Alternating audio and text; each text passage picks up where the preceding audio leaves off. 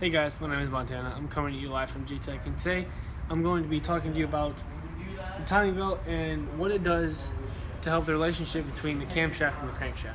So, to start it off, all we're going to do is we're going to talk about the timing belt. What does it do? The timing belt aligns the crankshaft and the camshaft so they spin together, and so they're perfectly aligned, so there's no interference with the valves and the piston, right? So, this belt, it's rubber. Hence, it's a belt. Now, there are timing chains, which are metal, which do the same exact thing, but they're not in this configuration. They're still tensioners, water pumps, and everything. But this one, it doesn't last as long, but it's more accurate. So now, as it rotates, the valves move in and out as the pistons move up and down. So typically what you want is as the piston's going down, as it's sucking in, you want the intake valve to open and let in the air and fuel mixture, and the exhaust valve close. And then when it comes up and it's compressing, you want the intake valve to close and the exhaust valve to stay closed, so it compresses and it ignites it and it gives you power. And then as it goes back down that third time, you want it to open the exhaust valve so it can suck out the exhaust fumes. And as it's coming back up from that third stroke, you want the intake valve to open slightly to bring in some new air fuel mixture to help the exhaust gases escape. So if none of that's aligned, your engine will run rough. It won't have power. It will sound loud because if it's an interference motor, the valves will hit the pistons and it'll create a loud noise, and it could cause it could cause the valves to get bent or damaged in that case. So guys, we have our water pump, our tensioners, our cam gear. We have like the balance shaft, so it goes from the oil pump to this balance, and this belt helps balance the harmonic balancer damper on the back of it, and the balancer gets put on the front, which is an external balancer that helps balance the crankshaft so it doesn't vibrate a lot. So that is the relationship between the camshaft and the crankshaft and the valves and the pistons. Hey guys, my name is Montana. I'm coming to you live from G-Tech, and today I'm going to be showing you how to do a plastic gauge on this engine. So the first thing we're going to do is we're going to take our torque wrench or ratchet, and we're going to loosen the bolts.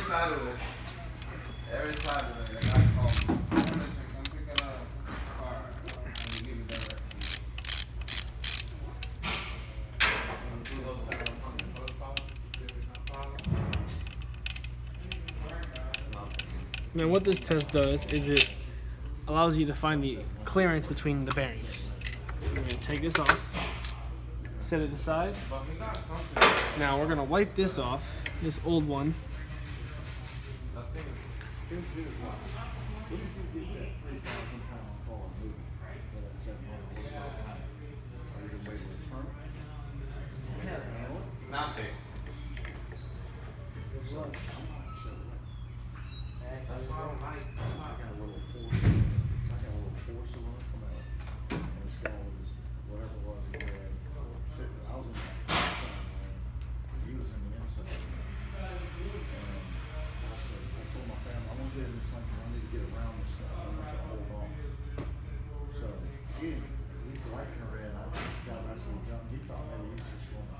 Drive on around all that, so I took that made it open, Camaro, pulling on around the outside edges of him.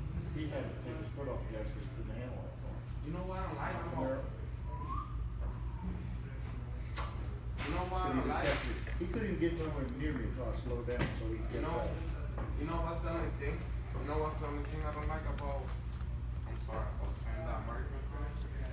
That when when you press the gas a lot, and they gotta go crazy, like go burning tires, and you stop it, they won't stop it. They keep going. I like they keep going, they don't stop that. Well, there's definitely a more efficient way of cleaning this off, but I do, but it's the only way I got right now. all around See, that's the only thing. Because But it's not gonna be perfect right now because I don't have the correct stuff to clean it off. And this is for learning purposes only. So right there, when you're doing donuts on, and then you release the gas, it Okay. stops real quick. this is what it's gonna get. You gotta stop the gas. Now we'll come over here. You gotta hit it and then And clean it stop off it, this. like, right away. Because they won't stop. I don't agree with that, but that's, So I like Mercedes better. I There we go. I watch road racing every Friday So now, night. See, I we're like going all to that, right? take Somebody's orange, turning and stopping plastic and gauge. going, and I like that. See, so I'm watching Chevrolet almost win every single race. Why is that? Because even though it is real drive out, when you bake them that times you need to live, okay, it's done. You gotta give it some more of it. Wow, so a lot of people, they don't take the foot all the way off that gas. They don't take it all the way off. There it is. See it? So to make that, them American market. Okay. So now we're gonna take this. Sometimes people keep on baking. We're going to put it America. as straight as possible. They have all that instantaneous oil. And it's all so. And this Dodge, that's sitting right There we go. and that Dodge. sitting We're gonna right line it up. This is going to give us our measurement to where this is where the oil not rotates, it lubricates on the crank. This is our measurement. So we're gonna make sure our main cap goes on the correct way. We're gonna put our bolts in. And we're gonna torque this down to spec. I'm getting a fool a lot with you guys because you guys are young. Y'all have different And when you're torquing this down, you want to do a little bit on each side so you I have a lot of fun with you guys. flatten it out I evenly. really do. I really have a lot of fun with you guys. And for some reason, you remind me of Polito. I used to call There we go. We're gonna let it sit for about a few seconds, I raised that. and then we're gonna take it right back just off. a little youngster. Okay. So now we're gonna take it right back off. I don't know, 16 or 17 years old.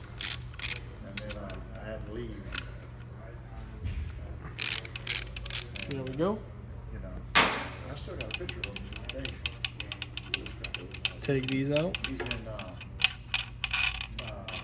There we go. Set these aside. Now we're gonna take our cap off. There we go. Now we're gonna get our measurement. So we're using inches, so it's gonna be in thousandths. There we go. So now we're gonna take it.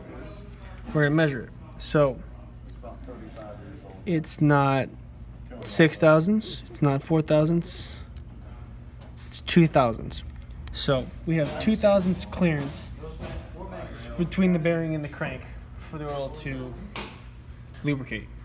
Then all we're gonna do is just put it back together after we clean it off. So you're going to clean it off. So, guys, that's how you do a plastic gauge to see the clearance between your bearing and your crankshaft. Hi guys, my name is Montana. I'm a student here at JTech, and today I'm going to be talking to you about the valve train and how it makes the engine efficient. So the first thing we're going to talk about is the camshaft. So the camshaft has lobes on it, which as it rotates, it pushes on rocker arms, which open and close the valves. Sweet. So while open and close the valves on the intake stroke and the compression stroke, the intake stroke, the piston is sucking in air, which the intake valve is open. And it's held open until the piston starts coming up again, and then it closes. And then when it's closed, it stays closed and the exhaust valve stays closed, and then the piston combusts gases, and the explosion throws the piston back down, and that cycle, when it comes back up, opens the exhaust valve and pushes the exhaust fumes out. So what makes it so efficient, right? So when it pulls the air in, the exhaust valve is still open a little bit. No, the exhaust valve is open and it's closing. The intake valve opens slightly and lets the air fuel in, which helps push the exhaust fuel out, and it allows the engine to be more efficient because it pushes the exhaust fumes out, which gets it out so it can get the new air fuel mixture in. So now, if you change that, if you change it and put a performance cam in there, you change the size of the lobes and the length of the lobes, you change the lift and duration, which changes how far the valve gets pushed open and how long it stays open. So when you do that, you could change the structure of the combustion chamber. So before you put a performance cam in, the valves could open fully and not touch the piston when it's on its combustion stroke or intake stroke or anything. So when you put a performance cam in, it could change that to where the valve opens a lot further than it did, and it stays open a lot longer. So when the piston comes up, it could make contact and damage the valve or bend the valve, which would make the engine not run right, and it'll make it misfire. It'll make it sound like it has a problem. So those are the those are what make the valve train so important in a combustion engine, and it also helps it become and be more efficient.